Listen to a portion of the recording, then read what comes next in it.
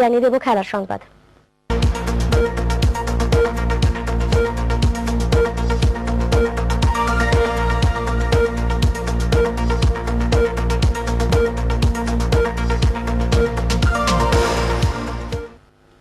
এর সাথে শেষ করব সংবাদ, তার আগে সংবাদ শিরোনামগুলো জানিয়ে দিচ্ছি আরো একবার। জামায়াতের নায়েবে আমির আব্দুস সোবহানের বিরুদ্ধে মানবতা বিরোধী 9টি অভিযোগের চার্জ গঠন। 28শে জানুয়ারি রাষ্ট্রপক্ষের সূচনা বক্তব্যের দিন ধার্য করেছে ট্রাইব্যুনাল।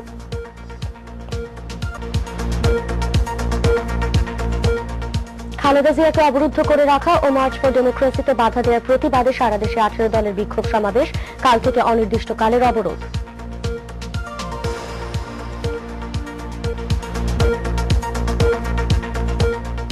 অবরোধ দিয়ে 5 জানুয়ারি নির্বাচন ঠেকানো সম্ভব নয়, হুঁশিয়ারি মোহাম্মদ নাসিমের। কর্মসূচির নামে সহিংসতাকারীদের বিচার করা হবে বললেন কামরুল ইসলাম।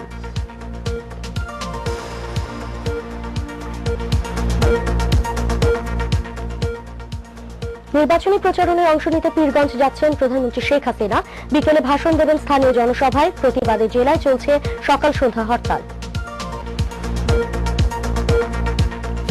যুক্তরাষ্ট্রের মধ্যস্থতায় মধ্যপ্রাচ্য শান্তি প্রক্রিয়া পুনরায় শুরুর শর্ত হিসেবে আরো 26 ফিলিস্তিনি বন্দীকে মুক্তি দিল ইসরায়েল।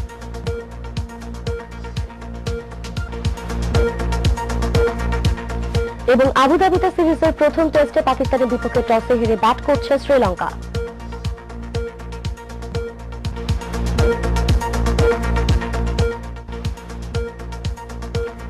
ধন্যবাদ আমাদের সাথে থাকার জন্য। জেলা সংবাদ প্রচারিত হবে বিকেল 5টায়। দেখার আমন্ত্রণ জানিয়ে বিদায় নিচ্ছি আমি ফাতেমা জোহরা।